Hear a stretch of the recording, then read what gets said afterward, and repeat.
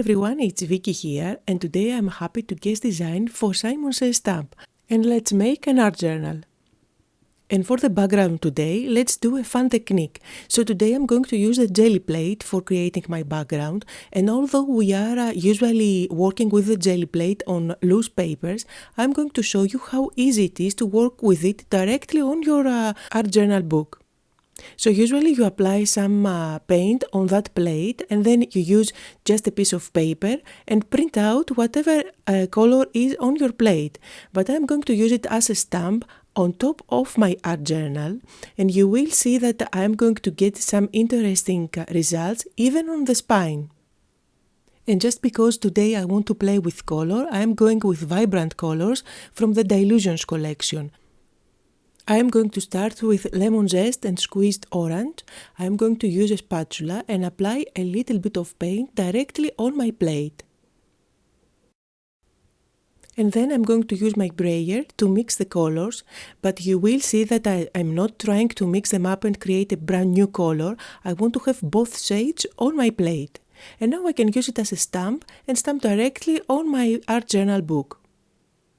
Notice how I can hold it up and down. I haven't gone all the way to the edges with the paint, and this way I can still grab it without making a mess on my hands.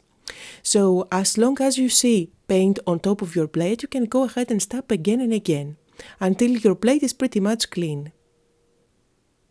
Jelly printing is a great way to create interesting results on your art journal backgrounds, and there are so many techniques to use it. It's really fun, and I just wanted to show you today that you can use it directly on a book. You see that I do get paint on my spine, and if you have some spots that are empty, it really adds to the final result and texture. And once you have a base color on your art journal, you can go ahead and make it look even more interesting. So I'm going to do some stenciling now over my plate. I'm going to use this gorgeous red. This is Postbox Red by Dilutions. I'm going to spread it out with my brayer.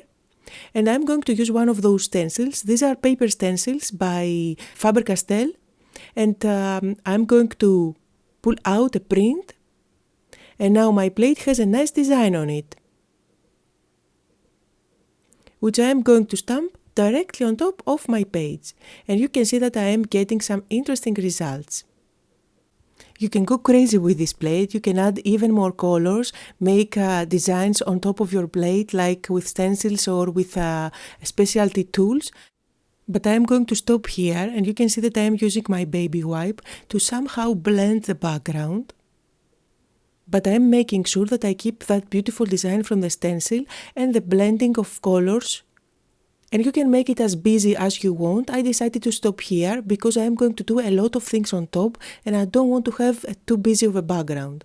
Now, one of the things that I love about the jelly plate is what stays on top of the plate once you pull off one print. So you will see what I mean. I'm going to use some scrap paper here and pull off one print, and what stays here is a beautiful texture to add on your pages. So I'm going to do that as a finishing touch with my jelly plate. And if you think that this is a messy process, think about it again. It's not messy at all. And you can see that I am actually cleaning my jelly plate and my brayer on top of my page, and everything is clean now. Now all you have to do is to use a baby wipe over this plate and the brayer, and they are ready to store. So now to add a little bit of texture on my background, I'm going to use this stamp by Dilutions. Since I went with Dilutions paints, I decided to go with Dilutions stamps as well. I'm stamping at the background with archival ink, which is permanent, and I am using Orange Blossom. So it's very close to the colors that I have at the background, and this is going to create a nice subtle background. And here is a closer look to both of those pages. And now I'm going to use a black marker and draw a frame. I always like to have a frame on my pages. I think they give a nice finishing touch. So I'm freehanding this border, and then I'm going to use a black marker and color outside of this line. The black on the frame is going to help the inside of my page to pop even more at the end. Of course, to color this area, you can use black gesso or a black acrylic paint, whatever you feel it's convenient for you. I think that going all over with a black marker is the quickest way.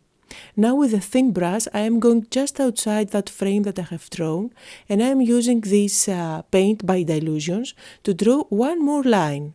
It doesn't have to be perfect. Remember, this is art journaling. So I am going to go all around it, and this is going to be a vine where leaves and flowers come out from. You will see what I mean later on. And finally, I'm going to do some splashes with gesso. So I am diluting with water a little bit of gesso, and with a thin brush, I'm going to do some splashes. This is the finishing touch for my background, and I want to have a little bit of white at the back because I always use my white gel pen to add highlights on my focal points, and this is going to help everything come together at the end. And this is where the inspiration for this page came out from. These are two gorgeous stamp sets by Stampendous.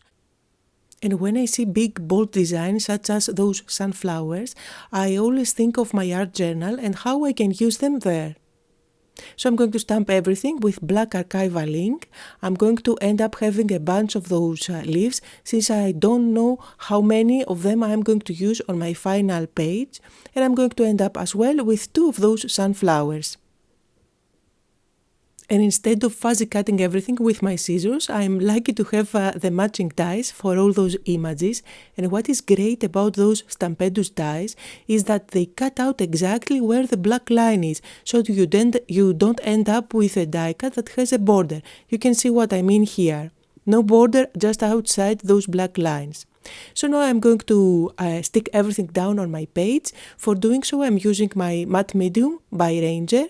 I'm going to decide where everything is going to go and stick everything down. As I'm sticking the things down, I'm going to make sure that I go over them with gel medium, and this is going to ensure that every one of those little images are non-porous, so I can color them later on by using my big brush markers.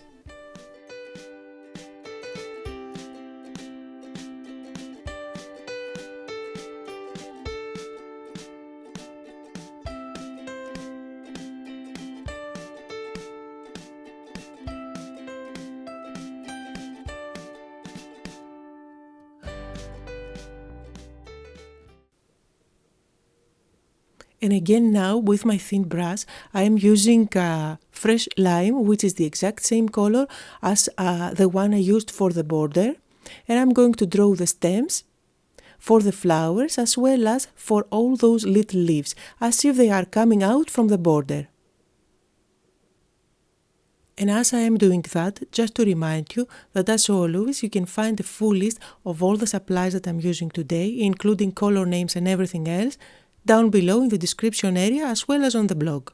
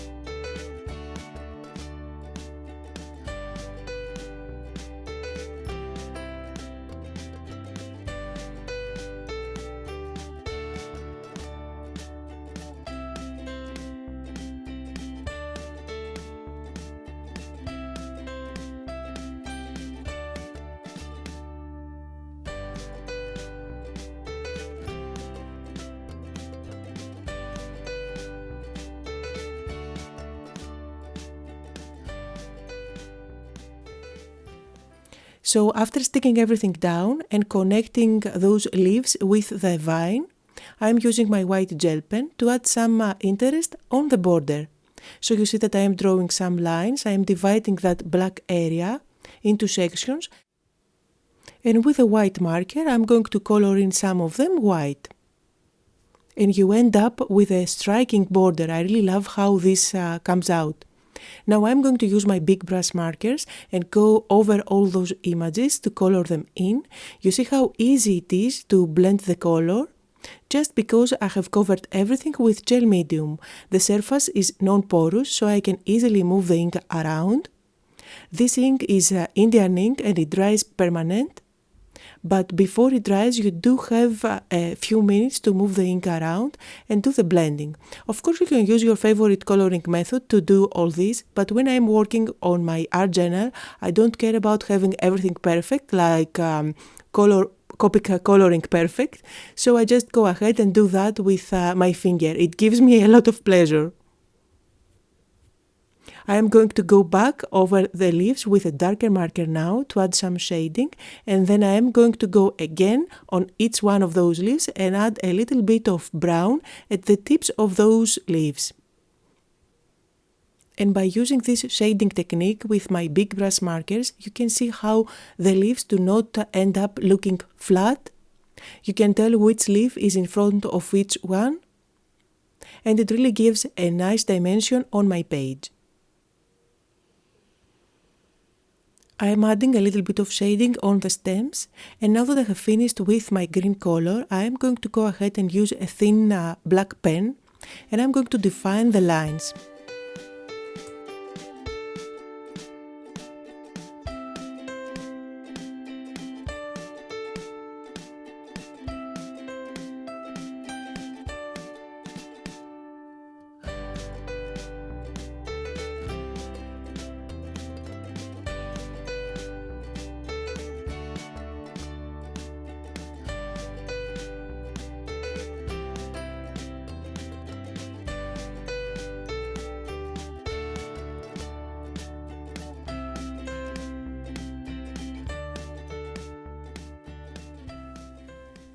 And now for coloring the sunflowers, I am using again the same technique that I used for my leaves. I am applying first the lightest color, which is yellow, and then I'm going to add a slightly darker color to add the shading.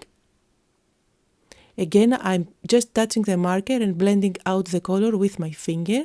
And to deepen the shading even more, I'm going to add a touch of brown.